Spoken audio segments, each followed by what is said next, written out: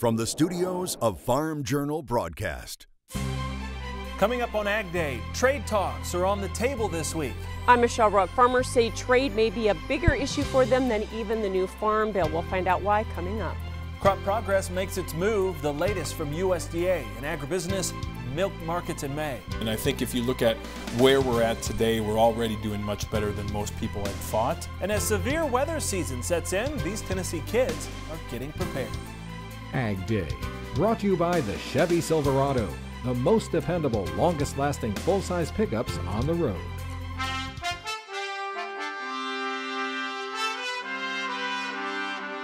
Good morning, I'm Clinton Griffiths. The House and Senate are on recess this week, but there could be significant movement on the trade front, both in China and on the North American Free Trade Agreement. Administration officials are leaving this week for Beijing, set to negotiate on trade policy and intellectual property. Now, much of the discussion focusing on recent tariff and retaliatory tariff announcements. NAFTA negotiators also working furiously to try and reach a deal, at least in principle, by the end of the week. It's not a farm bill, but trade that's a bigger issue for a majority of farmers out there. Michelle Rook, traveling to the nation's capital, has an update. Trade continues to be a top-of-mind issue among farmers who are watching a looming trade war, as well as uncertainty grow about existing trade deals like NAFTA. For months, the unknowns regarding NAFTA have led to the U.S. losing business with Canada and Mexico, so the hope is the deal is close. I hope we get it done in May. We need to get it done in May. The Mexican customers are getting real nervous. The caveat is the toughest issues haven't been dealt with, including Canada's Class 7 milk pricing. We don't think we're making any significant impact there. And again, it's a policy of supply management that we're going to be continuing to defend. It's not likely that Canada is going to make any concessions on their pricing until we get into the ninth inning and get down to the last minute deals that need to be cut. At the same time, farmers are concerned about the president's tariff schedule. Chief Ag Negotiator Greg Dowd says it's warranted due to China's unfair trading practices and trade imbalance with the U.S. We import $500 billion worth of stuff from China. We export $150 billion worth of stuff into China. He says U.S. agriculture is at the tip of the spear regarding the $53 billion of initial and retaliatory tariffs between the two countries. That's now 82% of U.S. agricultural exports to China and are involved in this trade situation. Yet Dowd says the administration believes they will achieve a favorable outcome for agriculture. Farm groups have not been as confident, asking the president to drop the tariffs to avoid the loss of U.S. market share and avert a trade war. What we want to see is incentive to get partners across the table from each other. Let's negotiate this now. Let's not get into a full-blown war. U.S. Ag Secretary Sonny Perdue has been assuring farmers that the president has their back. There's enough market risk out there with weather and just general trade markets and different things like that. We don't want them to be the victims of trade dispute market disruptions in that way. At the same time, he's preparing a trade compensation program, the full details of which are not being disclosed. There are regular programs for farmers over PLC and ARC and other types of things that could be utilized, but there are also other authorities such as CCC and Section 32 that could be utilized. However, farmers say they want trade, not aid. It's really anybody's guess what this might look like. It certainly will not replace getting a good price from the market, which is ultimately what we want to see. And they, along with lawmakers, are asking the president to move swift to avoid additional tariffs like those imposed on ethanol, pork, and now sorghum. There are things folks are having to cope with right now because of the uncertainty and the turmoil while this negotiation is going on. In Washington, I'm Michelle Rook reporting for Ag Day. Thanks, Michelle. She says the ag community is also pushing the administration to work on bilateral deals, and they're hoping the president will follow through on his initial comments about getting back into the TPP. While farmers keep a close eye on Washington, their focus this week is the weather and planting progress. Corn plantings reaching 17% as of Monday, up 12 points from last week, but 10 points behind the 5-year average. Illinois farmers made big gains with a third of the crop planted. That's up 28 points from just last week. Iowa went from 0 last week to 17% this week, and corn planting has not yet started in Minnesota, North Dakota, or South Dakota. Normally, they would have started by now. Soybean planting reaching 5%, which ties the 5-year average. Soybeans are going in across the 3 I states as well. Little progress in cotton planting last week, up 2 points, now at 12%. It's also 2 points behind the 5-year average. In the Texas Cotton Belt, farmers are facing very dry conditions. Much of West Texas is in severe to extreme drought. Portions of the Panhandle are in the worst category of exceptional drought. Now, that dry soil is raising questions about how much cotton will actually get planted this season. It's probably not a question about what gets planted in West Texas. I do think the acres will get planted, particularly if they get a planting rain. I just think the question there is going to be, do we continue to get some rain through the growing season and that we can actually take the crop to harvest? Adam says it's a different problem in the Mid-South. He says they've been so wet that some farmers didn't get corn planted and may switch some of those acres to cotton or soybeans. Looking at winter wheat, 19% is starting to head. That's 11 points behind average. Overall, a third of the crop is rated good to excellent. Now in Kansas, as the Wheat Quality Council tour sets to begin, just 2% is headed well behind the 24% 5-year average. And just 13% there rated good to excellent, half of the crop poor to very poor there in Kansas. Murphy Brown, the hog production subsidiary of Smithfield Foods, says it will appeal last week's court decision against one of its contract pork producers. A federal jury siding with 10 neighbors of an eastern North Carolina hog farm, awarding them $750,000 in compensatory damages and $50 million in punitive damages. The complaints centered around odor, lagoon water, and noise from the farm. Now, the case was the first of several nuisance lawsuits brought by North Carolina residents against hog operations in the state.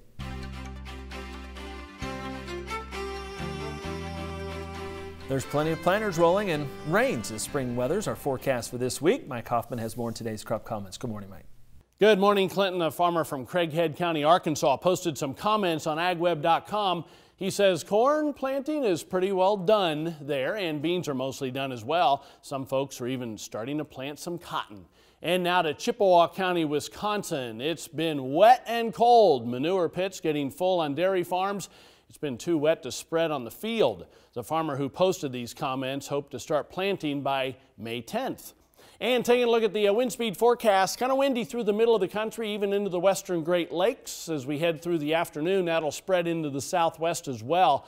And then as we head toward tomorrow, we'll see a little bit less wind, but it's still going to be pretty windy. Central Mississippi Valley into the Great Lakes, down into parts of Texas, and heading into the afternoon, kind of windy from the eastern Great Lakes back into the southwest. We'll have the rest of your forecast coming up. But first, here are some hometown temps. Plan for the unexpected with weather forecast updates. Local forecasts are delivered right to your cell phone each morning, making planning a little bit easier. Just text Weather 6 to 31313 to get started. We'll block out what's happening in the dairy market with Mike North after the break. And later, with severe weather season kicking into high gear, we'll show you how kids in the Midwest are learning to be prepared. That story today on In the Country.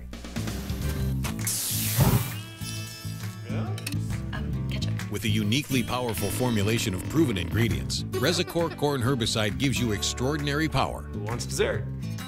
At least when it comes to weeds.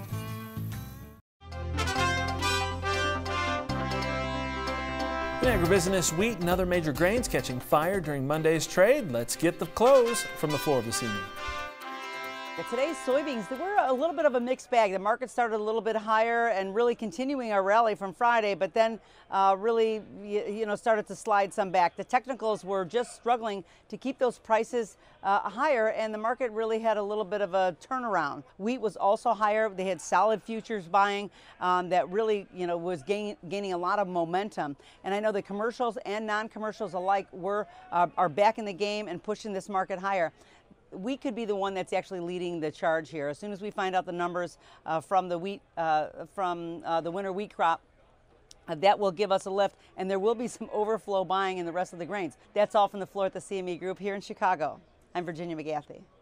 Mike North with Commodity Risk Management Group, our guest today. Mike, as we look at the dairy markets, we've been kind of concerned about where dairy markets are, where they're going. Do we open up any room here for them to move at all? Absolutely, and I think if you look at where we're at today, we're already doing much better than most people had thought. Right. Even myself, as we came through last fall and winter, production was really hitting its stride, not just here, but in Europe as well. We had a lot of supply, big inventories across the world on a lot of different product fronts, and that continues to be the case, but we've had some pretty good back-to-back months of exports. First quarter had dairy exports up 14%. Wow. And that's good growth. We'd like to see that.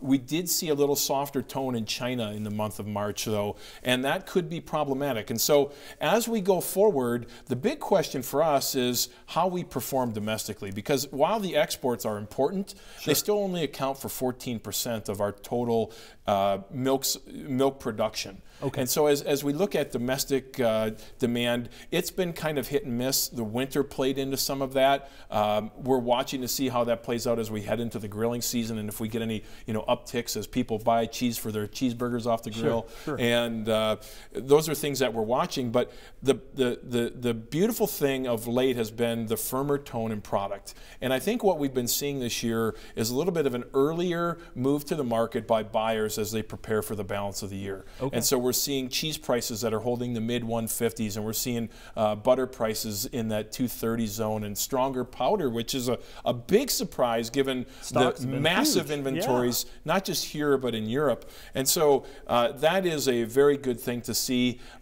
However, one of the things that we struggle with, and why the picture was so dark as we came into the year, is because we had so many cows, a lot of big production numbers, and it was burdensome. Yeah. And so while we're painting better prices for the future, that also keeps more cows in the barn and could be our very demise as we head into summer. So, we're watching very cautiously. We're hopeful of higher prices, but I don't believe that we're out of the woods just yet. Okay. All right. We'll keep an eye on it. Mike, thank you. We'll be back with more AgDay in just a minute.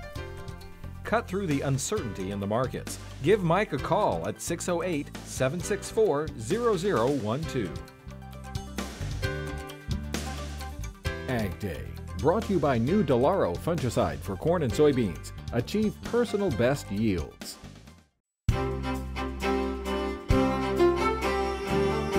Welcome back to AgDay. Meteorologist Mike Hoffman. Mike, I know this week we're at the beginning of May. It's severe weather season, and there's some threats out there this week. Yeah, no doubt about it. The warm sector is really starting to moisten up a little bit through the middle of the country, and out ahead of that cold front, you never know. And that's obviously something we're going to be watching this week as we head through time. But let's put the maps into motion. You can see high pressure sitting over the southeast. That's going to keep you folks warm and dry as we head through most of this week.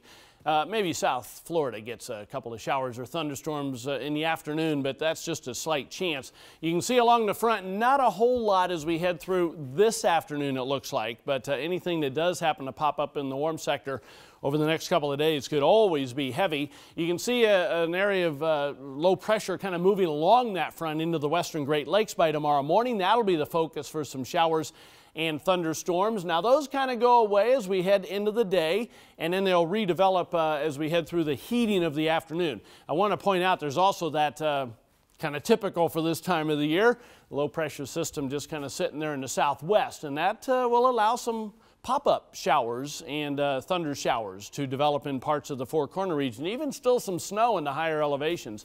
You can see by later on tomorrow, there's those showers and thunderstorms getting going into the evening hours across the southeastern portions of the Great Lakes, back along the front into southern Iowa, northern Missouri, and even parts of Kansas. Taking a look at precipitation estimate past 24 hours, we've seen some amounts here and there across the west, a little bit in the northeast, adding in the next 36 hours right along that front. Each afternoon anyway, we'll see those showers and thunderstorms bubble up, and some of those could be on the heavy side, as you can see there. Taking a look at snowfall estimates, nothing out of the Rockies to start with, adding in the next 36 hours though. We are going to add some more in the Rockies. Everything in the east stays well north, as you can see, because the warm air is finally overtaken. But higher elevations out in many parts of the Rockies still due to get some accumulating snow. There's this afternoon, 80s finally into places that haven't seen it, like Chicago, although it's going to be close in Chicago. A little bit cooler, northern plains. Heading through tonight, going to stay kind of mild for a change from Iowa all the way to the Gulf Coast. And then you can see tomorrow more of the same. It really all depends on the exact placement of that front. Here's the jet stream, and you can see big-time energy moving away from the northeast. So the ridge builds in, but around the northern fringe of that ridge, we'll see some activity, and then the trough kind of replaces it as we head into the weekend. That'll be a chilly shot of air, not as cold as we've seen, but something we'll be watching. Then we kind of go zonal again by the middle of next week. That's a look across the country. Now let's take a look at some local forecasts. First of all, Longview, Washington, mostly cloudy, rather mild today, high of 61 degrees. Springdale, Arkansas, mixture of sunshine and clouds and breezy, high of 78. And Xenia, Ohio, lots of sunshine and warm, high around 80. The labeling fight is heating up in the dairy industry. We have an update next in our dairy report, plus helping teenagers prepare for disasters and giving them the skills to help out.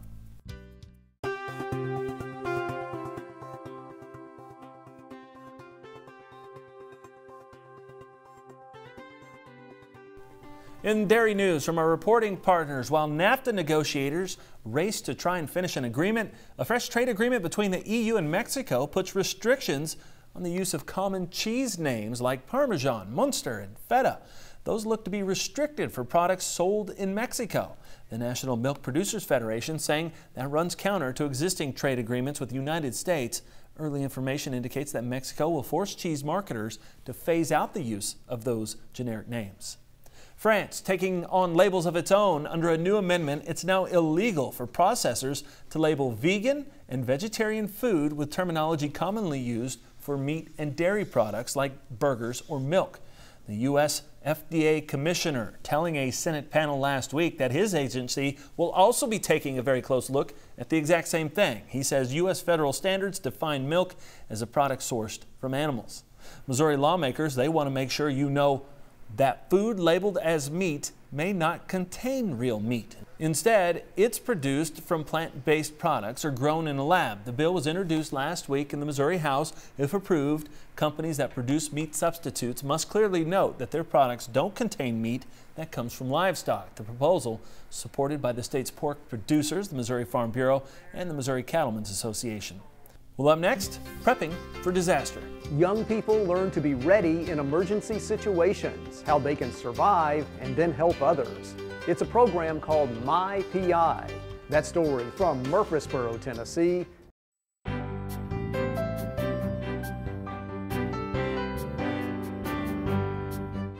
In the Country, sponsored by Kubota. Tractors, hay tools, utility vehicles, mowers, and more. Visit KubotaUSA.com today.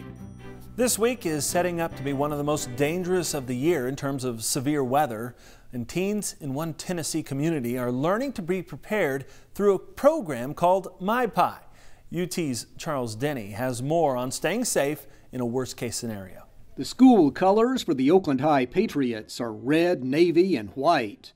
But here, students wear lime and yellow, emergency vest and gear.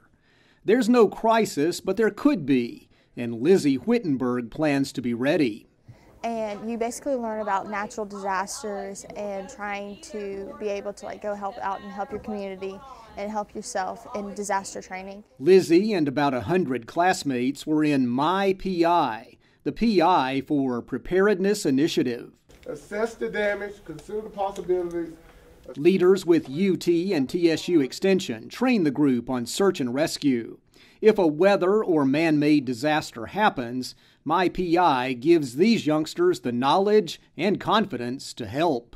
Youth at this age, we can provide them as far as goals towards knowing more about civil engagement, responsibility, being a part of their community in terms of providing help when needed.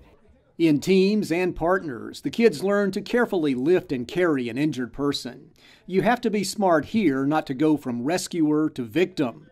Like the old airplane drill, put your mask on first, individual safety is important here. A lot of times, emergency happen in your neighborhood, then the person had to be individually responsible, try to be prepared for that before the emergency professionals get there. So we need to kind of know what to do, how we do it, and kind of do it in a safe manner. Along with search and rescue, young people learn a variety of lessons in MyPI, about a dozen sessions in all, including fire safety and even terrorism and disaster psychology. So if the worst happens, are you ready? There are plans to take MyPI into Nashville schools and perhaps beyond. Critical information to learn and an age group who can help. This is Charles Denny reporting. Thanks, Charles. MyPI is based on a program first created by Mississippi State University. Now 8 states are involved with plans to expand to other parts of the country. That's all the time we have this morning. We're sure glad you tuned in. For Mike Hoffman and all of us here at AgDay, I'm Clinton Griffiths. Have a great day.